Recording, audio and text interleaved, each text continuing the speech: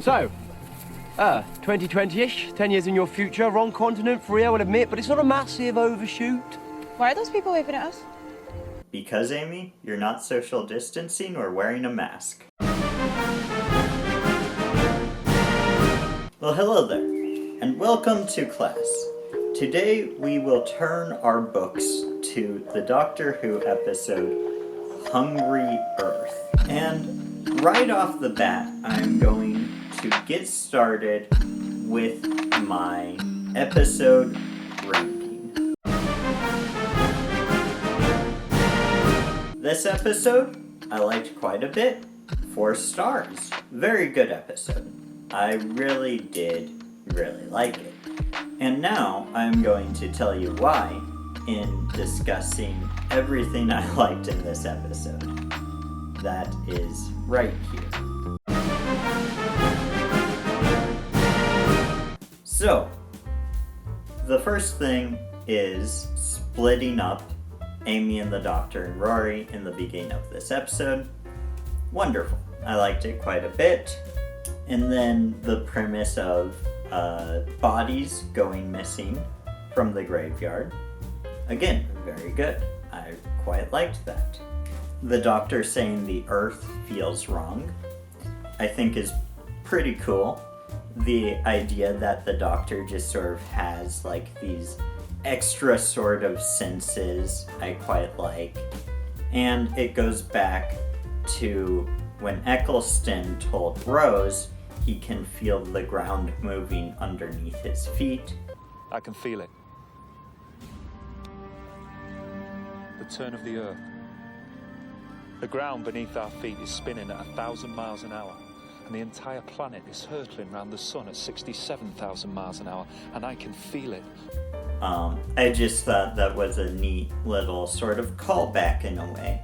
But also, it is consistent with the Doctor sort of, having these extra senses. I like it. I like him being able to know something's off just by stepping on the ground and, jumping about on it and stuff like that. Now, we go back to Rory. We have this scene of the kid talking to him. The kid quotes Sherlock Holmes. I like the way this interaction kind of goes. I think it's sort of cool that, like, the kid is taking the lead on investigating, but it's almost like the kid doesn't realize that, like, he's actually investigating more than Rory is. I just thought it was a kind of fun interaction with those two characters. We get a reference to Gallifrey, which I'm always happy about, and the kid asking the Doctor, do you miss your planet?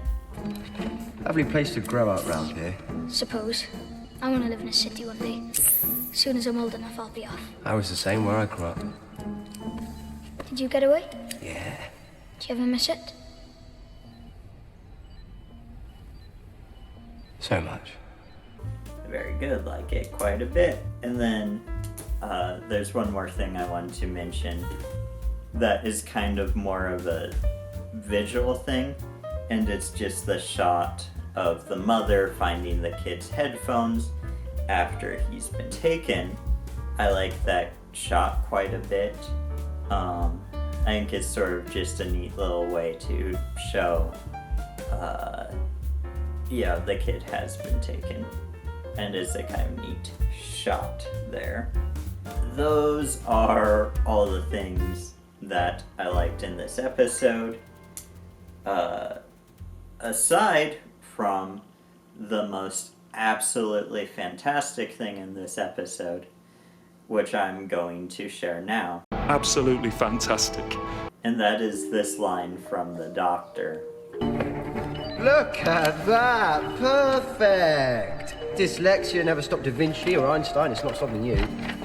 And I just really love this line, in part because I'm also dyslexic. So there is sort of like a relatability to this, but just sort of like No one has to say that, like, you aren't valuable and you can't do great things in order for you to think it. When you have a learning disorder, a lot of times, at least, I can only speak for me, but a lot of times sort of the base assumption is that you are a unintelligent person, or you aren't valued or appreciated, and overall you just aren't worthwhile.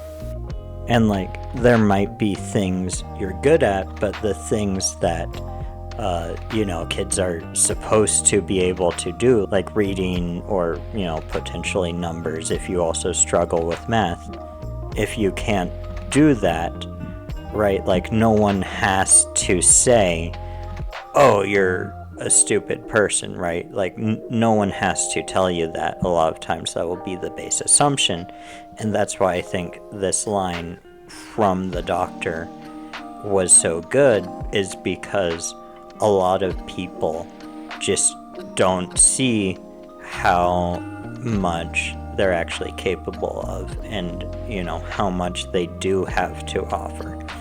So I guess that's why this was such a good line to me, and I really appreciated it. And I think it was sort of cool to have the doctor, telling this kid, like, yeah, even these, like, really great, really intelligent people from history, they also had dyslexia and they did incredible things. And I think that is something that is encouraging and sort of good to point out. Now, did Einstein and Da Vinci have dyslexia?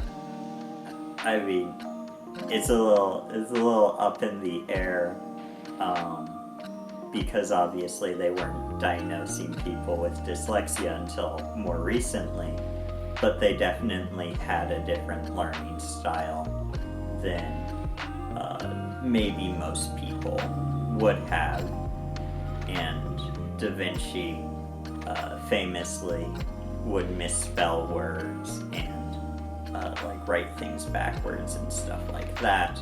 So this line didn't come from nowhere. There is speculation that these people would have had dyslexia.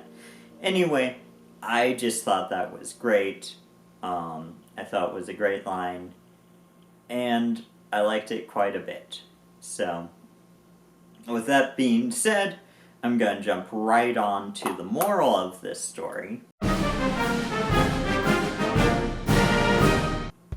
And the moral of this story that I'm going to take away is that all throughout the beginning of this episode, everyone's telling the doctor, that's impossible, that's crazy, you sound crazy, blah, blah, blah, blah, blah. And I want to sort of draw the moral from that just because with our current understanding of things, we might think something is impossible, doesn't mean that it actually is impossible. If we look at things that say AI is able to do now, when like AI first started getting popular, we would have said, oh, that it's gonna be impossible. A great example of this is words, right? For the longest time, AI image generators couldn't do words. Now AI image generators do words just fine. And my favorite example of this is if we look at like tomatoes. People used to think tomatoes were poisonous. And they thought this because, it was tested, right? People would eat tomatoes and get sick. But actually the problem wasn't the tomatoes. The problem was actually the dishes that we would use to eat our tomatoes. And what would happen is the acid content in the tomatoes would unseal the lead paint that was on our dishes, causing us to get sick from lead poisoning, basically.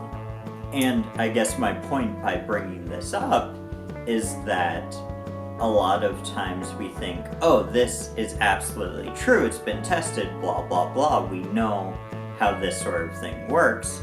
And it's like, okay, right, we can kind of assume that's how it works because that's what everything seems to point to, but we should never get to the point where we aren't able to throw out that thing when information points to something else. So I guess it's sort of just a question of like keeping your mind open.